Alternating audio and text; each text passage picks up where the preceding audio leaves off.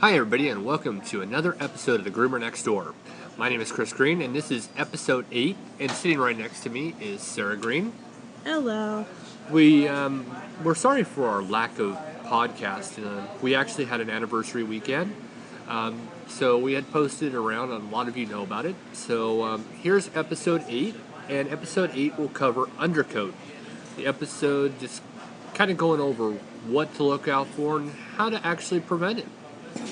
So, anyways, before I actually go into it, I just want to mention we are on Animal Love, Pass the Word. We've joined forces with them, working with them.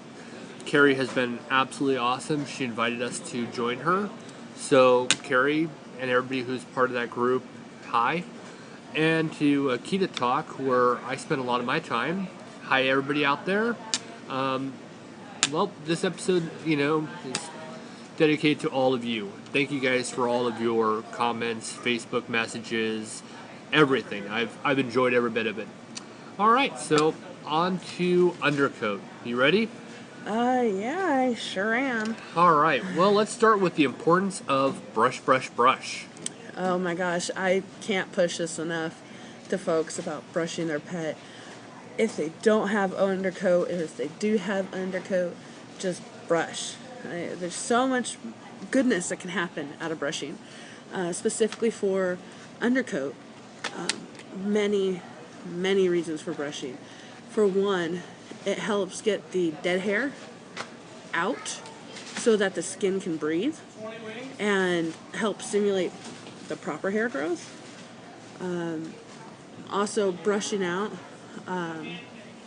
is another good reason to help prevent a bunch of skin irritations. This could be for Akitas. That's a big one. All Akita owners know how lovely it is once they start seeing those haunches poke out. Oh boy. And all of a sudden your dog looks like it's got some disease because you got patches of loose fur that pops up. And then once that hair comes out, all of a sudden it thins out. So it looks like the dog's got some kind of disease, which is terrible. I hate it when Katana looks like that. Oh boy, man, when she does that, she has those patches missing. You think, oh my God, my dog is ill. She's out in the front lawn. People pass by, especially the non-Akita knowledged, and they're just thinking, oh wow, that dog is mistreated. And anybody who owns an Akita, they know what we're talking about. And it's not just Akitas. We're talking about German Shepherds, Labs. Labs glow coat too. Labradors have been bred so much that there seems to be 2 or 3 different lines of them. Some with a softer undercoat that puffs up and it just is so soft, but it's everywhere. Australian Shepherds that shed. It could be as small as a Pomeranian. Pomeranians get a mass amount of hair that sheds in chunks. With a Pomeranian, say if you were to not brush them out, well, you'll just get nothing but knots and tangles, and with those knots and tangles incur irritants, sores, all sorts of nasty stuff. But the reason why, say, a Pomeranian's hair will mat up versus a Akita's hair is that Pomeranian's hair tends to be a lot more longer, and the undercoat comes up in like a curly motion. If you can see the difference between the top coat, which is nice and straight, and then the undercoat is kind of spiral. Well, the problem with that spiral is that the top coat stops the bottom coat from coming out like an Akita would. Naturally, Akita rubs up against something, the coat falls off. The unfortunate side here for a Pomeranian is that you have to physically brush it out, or the top coat's just not going to let the bottom coat out, and the undercoat stays there. It knots up. It's a heck of a time to brush it out if you catch it at the right time. Then you got one unhappy Pomeranian because you're pulling on its dainty skin, because they're small dogs. They really are. And you can't exactly go at it like a wrecking ball. Thank you, Miley Cyrus. And by the way, today was Miley Cyrus Day for Sarah and I. Everything ended with Like a wrecking ball. Do it like a wrecking ball. So thank you, Miley Cyrus. You made our day, apparently. I guess it beats hashtag Monday. Train wreck. Anywho. Train wreck Tuesday. You don't want to come at the Pomeranian with this brush and just start wailing on him. You need to finesse the hair, especially the undercoat. The longer you wait, the harder it is. And it does get to a point where the hair is so knotted because of the undercoat that could have been prevented if brushing were to have occurred at some point. Then you have to shave them. But the sad part is about shaving a Pomeranian, most of the time, the hair will not grow back right. It's the same thing you shave down an Akita, the hair won't go back right. You shave down certain labs, the hair won't grow back right. You shave down certain German Shepherds, hair won't grow back right. So avoid the shaving, all because of the little undercoat. Then we can get all that taken care of, and you get fluffed up, and you'll have a beautiful pet. And again, this is a great bonding experience between you and your pup. So if you're a new pup owner, here's the best thing we can teach you. Brush your pet. Especially if it's a rescue, this is the great time for you to bond with your pet. They're going to know that you care about them. And we're very big on rescues, adoptions, all of that. It doesn't matter how you rescue a dog, whether it's an adoption or you take it from a home that, say, they're moving, which we'll cover an episode like that. We have a great listener who gave some great advice on an episode, which we will actually cover. We'll cover that whole thing when we do another episode with the shelter. But when you're brushing your pet, this is the great bonding time for you guys. It's a good time to be sitting there watching TV. When you're vegging out after work, your pup is on your lap. Of course, in our case, it's usually an Akita or a lab pit bull mix that thinks it's a toy poodle. Oh boy, yeah, teacup poodle. Boy, 100 pounds sitting on your lap, squashing you with her head against your head, pressing up against you, going, "Look at me, I'm so sweet." We got a terrible life. Oh yeah, I know, right? We got a terrible life. I know, we have things that love, great animals that love us. Oh boy, call the police. We're terrible. So moving on. Yeah. Or we're just gonna ramble like we always do in a different tyrant. Oh, we can do that for days. So we're gonna jump into the what can happen if you don't brush out the undercoat. I touched on that a little bit, but there's a good point to continue on. If that undercoat doesn't come out and it stays pressed up against the skin, the oils cannot travel throughout the body like it needs to. It will sit there. Well, sitting oil, debris that wiggles its way down deep underneath all the skin and all the coat, or not all this, under the skin, sorry, gets under the coat, can cause flakiness in those skin flakes, mixed with dirt, mixed with oil, is a perfect breeding ground for infection. It can get pretty bad. And if you add a little moisture to it, if your dog gets wet, you add a little more moisture, you got a cesspool waiting to happen. I've had one time where I was shaving a dog because the undercoat wasn't taken out. And as I was shaving, and I'm realizing, man, if they would have just brushed this dog, we wouldn't have to shave it. Groomers should know the difference between a mat in the hair because the hair was tangled and a mat in the hair caused by undercoat. That almost makes me think of the last dog of today. Yes. That poor thing. It was just undercoat galore. Oh boy, if ever there was going to be a story that brought this up, it should have been this dog. No, yeah, it was yesterday. That was a Sheltie. Well, that one too. But anyway. Anyhow, so I was starting to shave and it wasn't looking too bad. I saw a lot of flakes. My blades kept clogging because of all the gunk.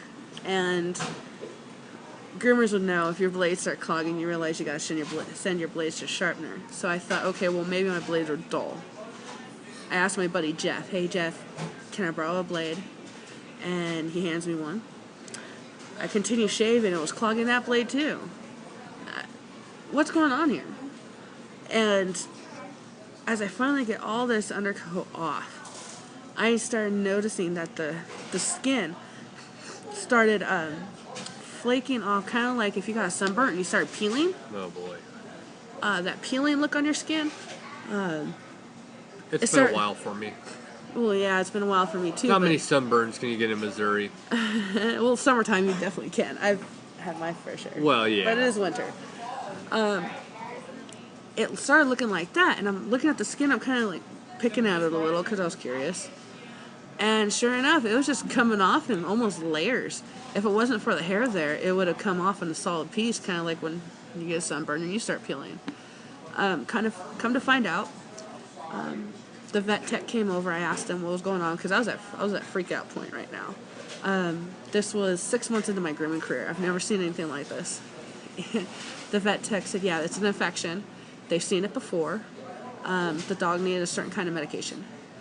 I wish I could remember now, but I don't remember what medication that was. Well, we're talking about like 9.5 years ago this happened. So. Yeah. So, oh, by the way, if nobody knows, we are at McDonald's, so if you hear any background noise, we do apologize. But on the plus side, it's actually the quietest our show has ever been. So, hey, I don't know if that's a good thing or a bad thing. I mean, it's all up to you. And, of course, if you haven't noticed, both Sarah and I are sick. Lovely, cold, hot weather. So if we sound a little off or we're coughing in the background, we're sorry. But luckily, it's a podcast. We're not contagious. The show must go on. It really must. So the vet tech gave me some information I gave the owner. And sure enough, it was an infection due to the fact that the skin could not breathe. It's so important. I can't stress that enough. To make sure you can get the undercoat away from the skin.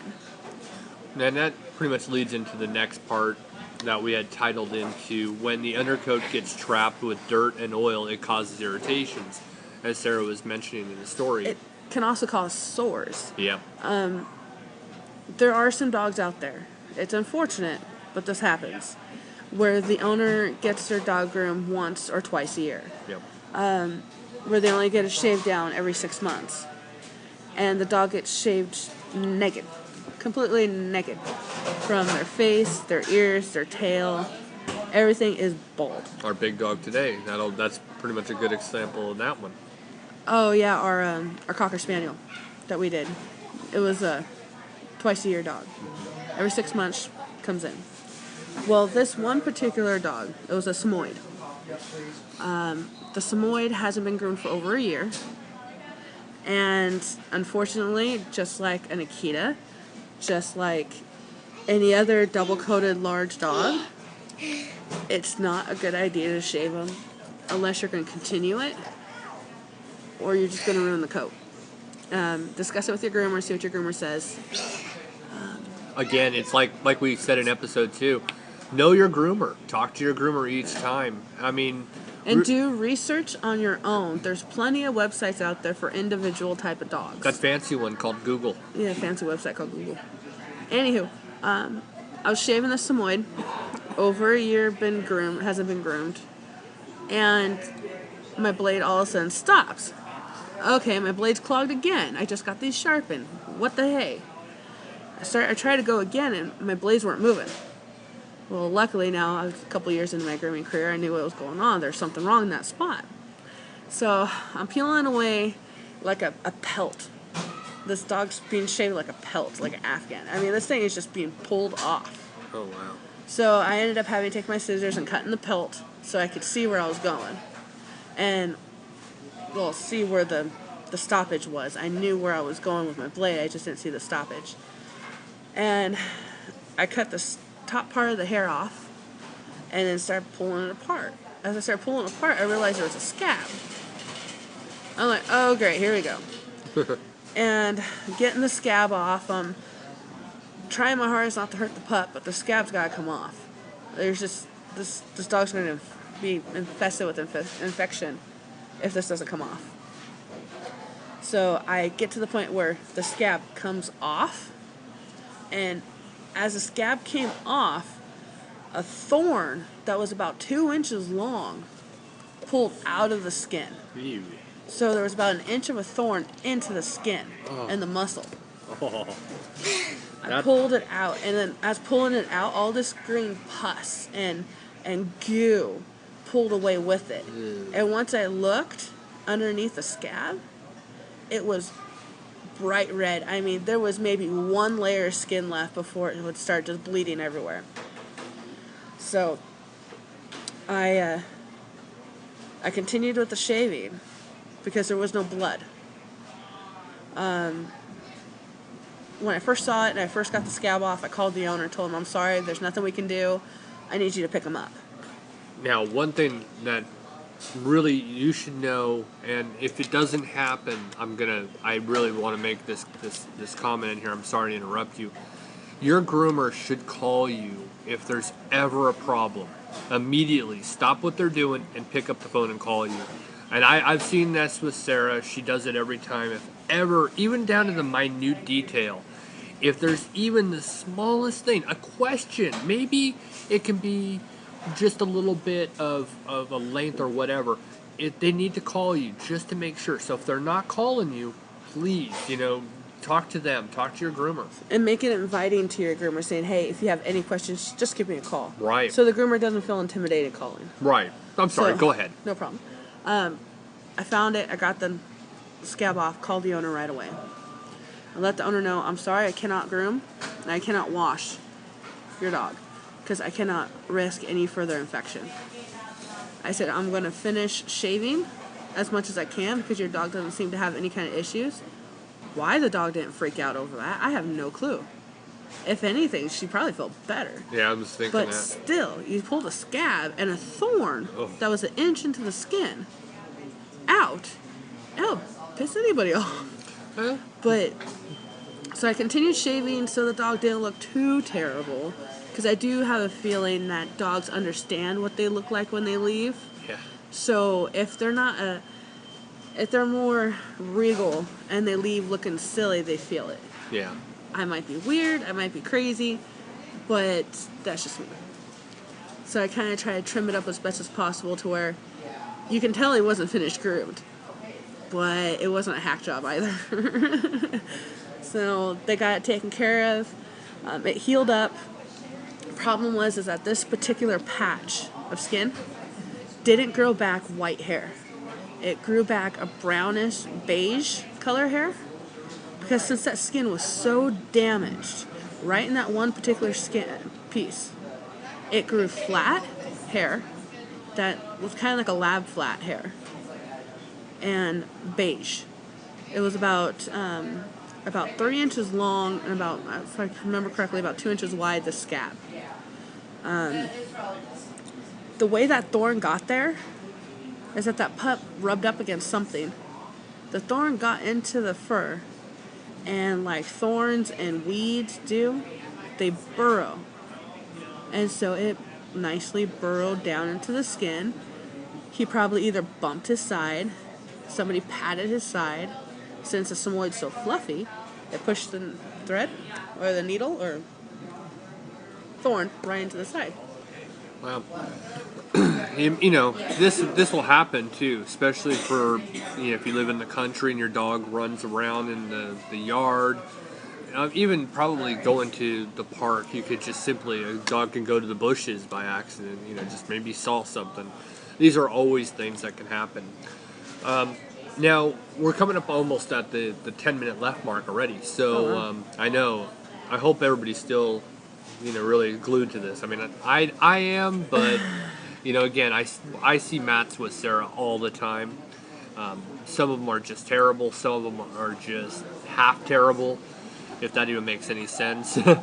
But, I want to end it, when we end this, I want to end on a up-and-coming events that we're going to do in episodes. But let's go on to proper tools to use on undercoats.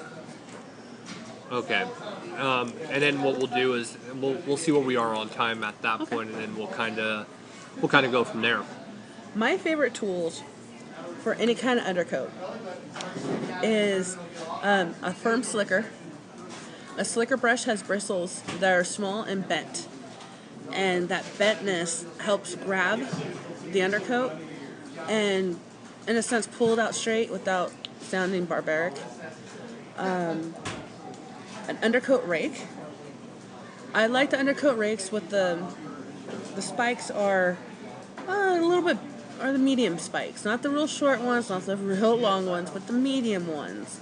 It helps definitely pull out the loose undercoat on like an Akita that has not very much, doesn't have very far to be pulled out. Right. Then, a slicker brush and a comb for, say, a Pomeranian. Since Poms have so much longer hair, so much more hair, that you have to finesse it a little bit better. You don't want to take an undercoat rake to a Pomeranian. You might not have a very happy Pomeranian. But there's this new tool I was told about by a groomer who wasn't very nice. Well, to kind of summarize it, we were over at a PetSmart. There was a dog adoption, and we were talking to different people over there, and there happened to have been a groomer that we had talked to as well. So that's how it came up. So she said that the new favorite tool that they have that she's using at her salon is the Furminator Firm Slicker Brush. It retails about $15.99 to $20 on different sizes and whatnot. I have not yet used this tool because I look at $20 and think it's kind of a little steep for me. I use the Con Air Slicker. Now, the Con Air Slicker has a jelly handle to where it doesn't hurt my hand as much since I have pretty bad arthritis already, or carpal tunnel. So I gotta be careful. I tried other handled brushes on slickers. They don't seem to really work, but the jelly handle of the Con Air Slicker seems to work great. And their firm bristles work amazing too. So I prefer the Con Air Firm Slicker, medium size, over this Furminator Firm Slicker. But if it works for some, then great. If it's going to do the job, that's awesome. It didn't help the groomer's attitude or personality. But, Yeah, some groomers aren't very nice. You just gotta kind of feel out for them. Well, we were only there because we had heard about a dog adoption, so we wanted to get some information, talk to some people. So, it happens. So, then you can go on to just a regular comb. Regular comb will get a lot, and it might take some time. I suggest if you're trying to brush out an undercoat of a Pomeranian, a miniature American Eskimo, and so forth, I definitely suggest using a detangler. The detangler helps get in there and just adds a little slickness to it. So you're not fighting the static. I use mane and tail detangler. I haven't had any issues with it. My dogs who are super allergic to, I still use it on and they're fine. I have dogs where I have to only use hypoallergenic shampoo on and they still are fine with this. But again, you don't dump the whole bottle. You just... It's a spray here, spray there. You use it very lightly, very conservatively when using this detangler. And then with the comb, you can help definitely get some of the undercoat out. And then the next tool is kind of controversial. It's the Furminator, the original Furminator. What most people don't realize the original Furminator is if you take a groomer's blade, okay, and you take off the part that goes back and forth, that moves back and forth by the blade drive. If you take that out, you have the skeleton of the blade, which is the main attraction of the Furminator. And what that does, it helps pull out a lot of the hair. I don't find it useful. I have one that just sits in my drawer, and at the time it was a $55 tool. Now I think you can get it for $20, or at least a knockoff brand for $20. It will work for some things, like I'll use it on a Labrador that has the soft, thick undercoat, not the Labradors that have flat, smooth coats. And beagles with super thick haunches. But I know some people use the Furminator tool on their Akita. As long as you don't use it in the same place multiple times over and over, because you don't want to wrench the skin, you don't want to damage the hair. Because if you look at the brush itself, you can see where hair can get trapped and rip. Either you scratch half the hair off itself, pull it straight out of the skin, or scratch the skin. Heck, if you miss the dog and actually get yourself, it hurts. Somebody tried that before. Once before, when it first came out. Any tool can hurt if you scratch yourself the wrong way. Yeah, oh, and be careful with your slicker brush, okay, people? Make sure you grab it by the handle. Don't misjudge it and grab it by the head of the brush. Those bristles under your nail hurt something fierce. I mean, I'm talking about, I get yay inch from cursing. And we do try to keep this rated G so that if you are in the car and there are little ears around, they can actually hear this without hearing any kind of bad language. I did it Friday. I grabbed my brush, my slicker, and I misjudged where it was, and I took 2 bristles straight up in between my nail and my finger. Oh my gosh, I'm surprised it did not bleed. It hurt so bad that I did it Friday, it stopped hurting Sunday. I mean, I didn't want to use my thumb. That's what's nice about going away. You really use anything. You just kind of lay back or go to the pool. Right. Well, all right. Well, we're at the 27-minute mark. So, if there's anything that we haven't covered, or if there's a specific dog breed that you need help on, or if you need help on contact. any of the brushes or equipment that Sarah has mentioned, just send us a message. You can always find me on Akita Talk, Christopher Green. I have the logo of our podcast, the cover art. Or if you want to email us at thegroomernextdoor@yahoo.com. Yeah, let us know if there's another tool that I didn't mention that works for you. Maybe it'll work for somebody else. Another thing I wanted to let you guys know too. Some dogs do not like being brushed. Some dogs hate it. I know one lady said the only way she got to brush her Akita was to take an empty jar of peanut butter that just had some peanut butter around the edges, put it on the floor, let her dog go at it, trying to lick off the peanut butter from the inside, and then she was able to brush her dog. Some dogs don't like it. Now, if your dog gets aggressive towards you while brushing, then you really need to speak to a trainer. I'm going to try to ask this of Jessie on Wednesday. What can you do to help make your dog's brushing experience more pleasurable, or different things you can do to help make your life easier when brushing? If you have a Pomeranian that bites the brush, if you have a Shih Tzu that goes nuts for the brushing, we're going to try to find a way of helping you find that peace that the pup should have when it comes to the brush. And, again, we only have less than 24 hours until we do episode 9, which will be the obedience and training episode.